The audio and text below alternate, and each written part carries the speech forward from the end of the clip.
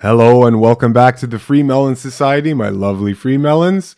I'm Eli Martyr, and today I'm just going to be doing a little check-in with you. So I'm just going to speak freely and let you know what's been going on in the last little while. I know I've been fairly absent from all of my social media and consultation duties. That was by necessity. So a while ago, I had put a little message on the social tab on my YouTube, and I was just letting people know that I was going to be away for a while because I was shooting a film, right? And all my time was going to be swallowed up by this film that myself and my home stunt team were putting together. So as an action development team, we're responsible for training actors and actresses, looking over safety, and anything and everything to do with action on set. The stunt department takes care of. And so for the past 2 months, I haven't really had a life outside of that. So I'm just starting off the new year with a little bit of an apology for that little bit of absence on my end. I still did try to upload a little bit of content during that time. If you haven't seen the very, very, very important video I did on self-mastery, that one I spent a lot of time on, so definitely make sure you watch that video, as it is more than likely going to help you in your life. So yeah, the past little while, really, that's what it's been, right? So it's just been working on film. And I guess a lot of you might be curious or have questions on, okay, well, with all this time working on a film. Oh, I should say before I continue that all of our not all, the vast majority of our camera days were all night shoots. And oh God, if there's one thing I really, really don't like about being a stuntman, is that you have to endure night shoots from time to time, sometimes for longer stretches than usual. The body's amazing. It does adjust and can adapt to changes and stresses that you put on it. But there are some things that you don't want your body having to adapt and compensate for. And one of those things is being out of touch with your natural circadian rhythm, the natural ebb and flow of going down with the sun and rising with the sun. That's how it's meant to be. And the fewer times you can not do that is going to be better for your general overall health. And so I'm not a huge fan of doing night shoots at work. And so, yeah, people who are tuned into this channel, you probably wonder, okay, well, how do you manage that, right? How do you manage night shoots every single day for, let's just say, in a given week? How do you manage that and honor and respect the tenets of a natural lifestyle and a healthy lifestyle, right? When it seems that all you've got in your surroundings are the unhealthiest of options and you're staying up all night, how does that work when you're doing a lifestyle like mine? Basically, and I'm not going to let this drag on. This is just, I'm going to keep this a fairly short video, but essentially I'm doing vitality management. So I'm just a bit more aware of the things that cause vital taxes, and I'm trying to compensate for them, right? That's how you manage, that's how I manage these types of situations. So I'll tell you the difference between how the crew operates and then myself.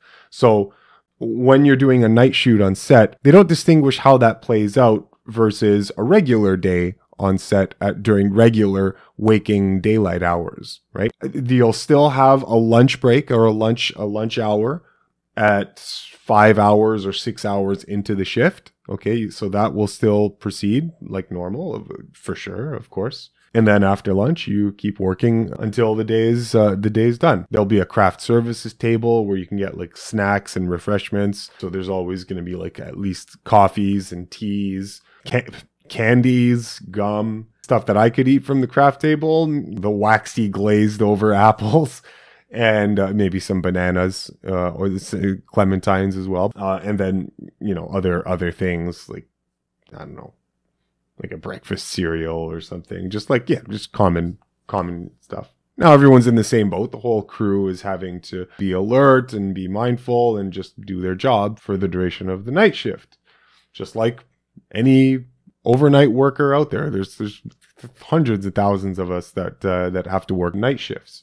Now, the difference in how an average crew member would deal with a night shift and myself is that when I do a night shift, I'm trying to still honor and hold fast to natural principles, okay, and honor my circadian eating rhythm. Meaning, I know that in the evening, I would be asleep and not eating, okay? So just because I'm doing a night shift now, that wouldn't change my eating schedule. So when the shift starts, I've done my eating at maybe 4 o'clock, 5 o'clock prior to when I start work. So I eat at home, and then for the rest of the evening, I don't take part in lunch. Don't have any snacks. There's nothing goes in. Water is acceptable and fine, but I don't eat anything, so that by the time I go to bed and get up in the morning, I've conserved a lot of internal energy. And what that did was it would allow me to get up fairly, like, really fresh in the morning. Like, I'm talking like fresh enough where, popping out of bed, the first thing I'd want to do is just do some exercise. Like, I couldn't hold it back. I'm like, oh my goodness, I need to do something. I'm like, oh, I'm ready to, get on with the day. I would only sleep. So let's just say I get home by 4:30 in the morning. Okay. I would get maybe 2 to 3 hours sleep, and then I would be up, right? The sun's up, and then I'd be up, and I wouldn't be able to go back to sleep right away. So I would exercise in the morning, go do some grocery shopping or whatever it is. Closer to our call time, then I would try to take a nap prior to, maybe another hour or two, and then that was it, and then back off to work. So what's interesting about that is that what I found interesting was that the crew required heavy use of coffee. Okay, coffees and teas. This was in hand by everyone on the crew at different intervals throughout the evening. So we're talking coffee, not all night. I don't want to paint that picture, but definitely the use of coffee at multiple occasions for people, right?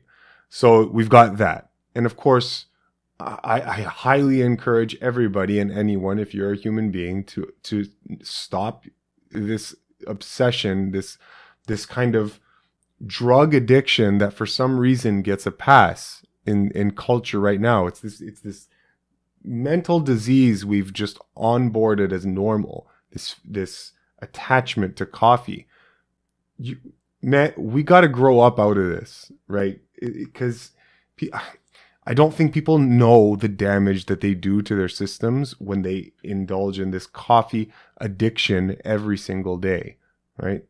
Anyway, so the crew has to use coffee and tea and other stimulants. They have to use like little snacks, like protein bars. People are dumping powders into their drinks, all sorts of, again, contrivances, all right? Man-made, man-concocted contrivances that are not supportive of health, and they're also having a big lunch in the evening, which I mean, I don't know if that's such a huge deal if you're going to be awake all night, right? I can't say that 100% with 100% certainty. I just know that I'm usually better off just doing what is natural, right? What you're better off doing when the lights are out, the sun has gone down, there's no lights. Let's just say you're you're out in the woods, out in the wilderness. There's nothing to see. So you wouldn't want to be wandering around looking for food. You would want to just stay put and not have food around you. You wouldn't want to attract animals, to where you're trying to sleep. So anyway, this is where my mind goes. I usually say it's just better to just default to what is most natural, right? And so, yeah, so it was just interesting over this period where I'm been away from you guys and just on set. It's always interesting to see what everyone else has to do to manage getting through multiple evenings on set, whereas I'm doing it, but I'm not doing any of the poison habits and still managing to be just as, active, energetic, or whatever as I need to be. Now, of course, there were times where you're just crashing. Okay. I'm human like everybody else, and I get tired if I'm up all night, every night. So there were some evenings where, yeah, by the time you're getting to the early hours the following day, you're just like, ugh, you're just nodding off, right? Just get me out of here. I need to sleep. So anyway, it's been a really, really fun and interesting shoot. I'm happy that we're all wrapped up now. So I'll try to open myself up to more consultations in the new year. Right. So, and I know a bunch of you have been trying to get a hold of me, and I hadn't been able to be very attentive with my emails and social media obligations in general. So for that, please accept my apologies. We'll hope to get to everybody in the new year. The experience generally was, I've got my buddies working with me, so we're always joking around, always making fun of film and film themes in general. It's funny. I just recently I saw there's a new film called Leave the World Behind. I think that's what it's called. And when you're making movies, sometimes I don't know what it is about the filmmaking process, but sometimes flagrant errors, like the most mindless and stupid errors in how a scene plays out, it's nobody notices. I'll give you an example. So I'm watching this movie, Leave No One Behind. You've got to see. Okay, maybe I can pull this up here. You've got to see this. It's a chase. Okay, so it's a car scene. Spoiler alert. All right, spoilers. I'm going to spoil a scene in the movie if you haven't seen it. So it's a scene where AI is controlling all the Tesla cars and crashing them in a lineup on the highway. You got to see this. Okay, here we go. Let's play this.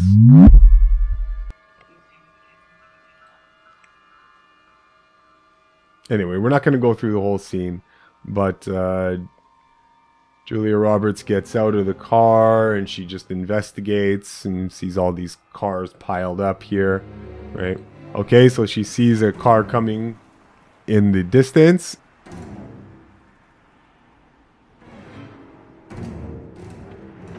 And they rush back to the car.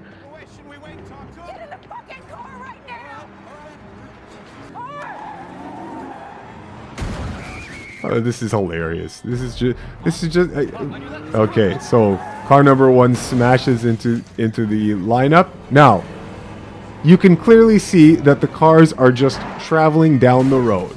So what does she do? She drives on the road in oncoming traffic. What the hell are you doing? Are these the stupidest people on earth? Pull over to the side of the road and wait. You don't have to drive dangerously in oncoming traffic like it's that scene from The Matrix.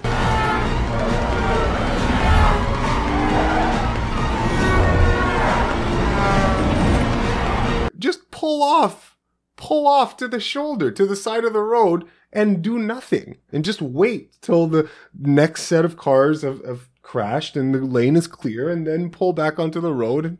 But no, they're driving dangerously as if this is some tense situation where you need that epic danger music. Dun dun dun dun dun, swerving. No, none of this is necessary. You're just an idiot. Just pull bloody over. How did that scene get created? And nobody stopped to think, we're making our characters unbelievably moronic.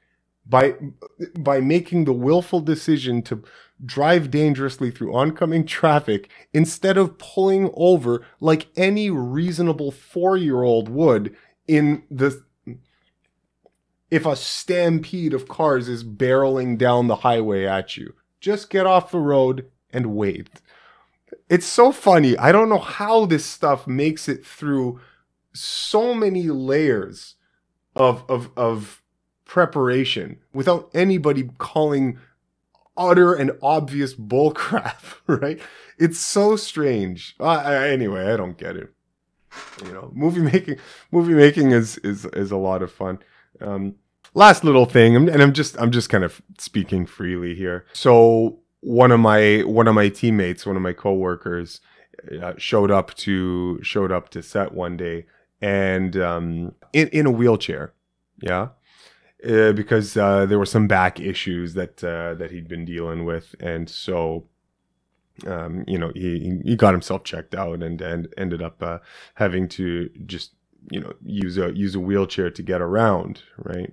Walking around, but, you know, needing a wheelchair to, you know, when things get difficult. And so it was something that I hadn't really experienced before, to have, you know, one of your longtime friends, buddies, show up and just be immobilized like that, right? In a wheelchair. I think it's just the optics, you know, it's just the optics of the wheelchair. And it's just, at first, it's just like, it's a bit, it's like shocking and staggering. And it's just, you really, really feel it. And it really got me thinking, and just considering, you know, what you guys are doing out there, what we're doing here on this channel, and all the other health workers that are trying to give health and liberation, like life liberation to people, because it couldn't be more important. Now, you could have everything put together in the whole wide world. You could have it all. You could have the spouse that loves you.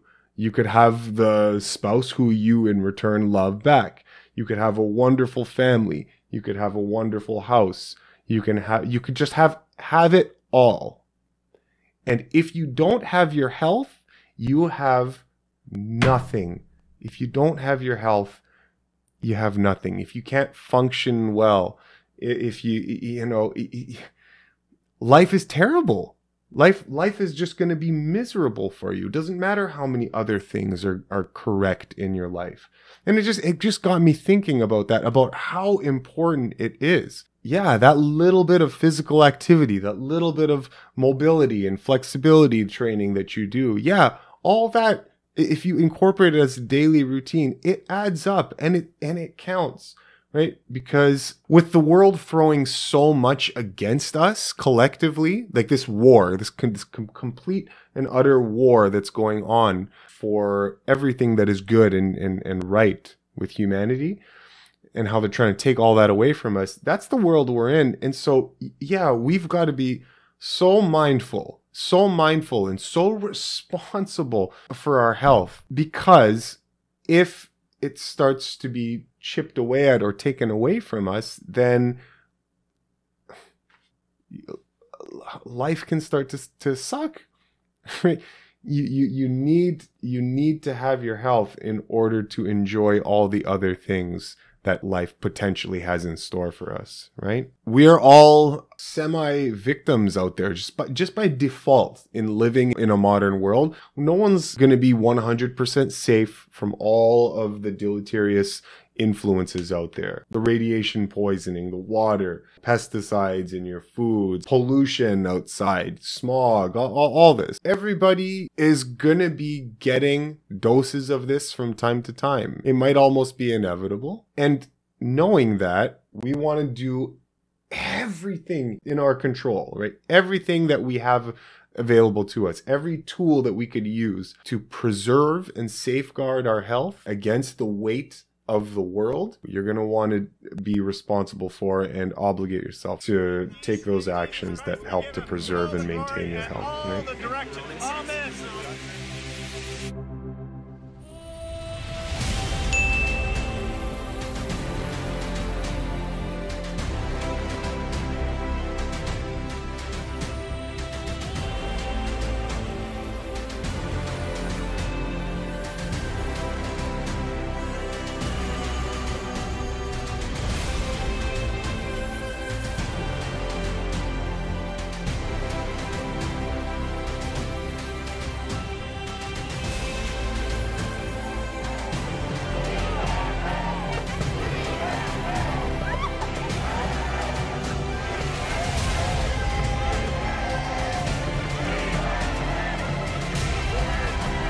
We also want to talk about what's happening in Toronto today, because people did take to the streets demanding an end to restrictions. Similar protests have popped up in other Canadian and American cities recently. These protesters were not interested in social distancing. Many here see the projections by scientists as wildly exaggerated. Healthy people aren't dying, they're just getting over it like the flu. Protests have sprung up in India, Germany, Brazil.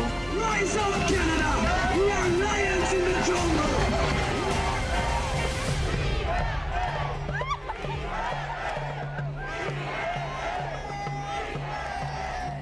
So anyway, that just got me thinking about it. It's so crucial and so critically important, like what we're doing here on this channel, and not just on this channel. Any one of you guys that are invested into igniting further refinements in your life, improving your health, anyone on that path, and all of the light workers out there in the natural health community, natural diet community, the whole food plant-based crowd, right? All you guys, you know, we're all in this together. We're all working in this together and trying to support each other, because we recognize that this stuff is important, right? And I hope you find it important too. So anyway, Godspeed, God bless, God be with you. Thank you so much, everyone. Subscribe to this channel if you haven't already, and we'll catch you in the next one, okay? Love you very much. Mwah. Thank you for all the support over the years, and yeah, we'll continue to get it. So, all right, guys, enjoy. Bye-bye.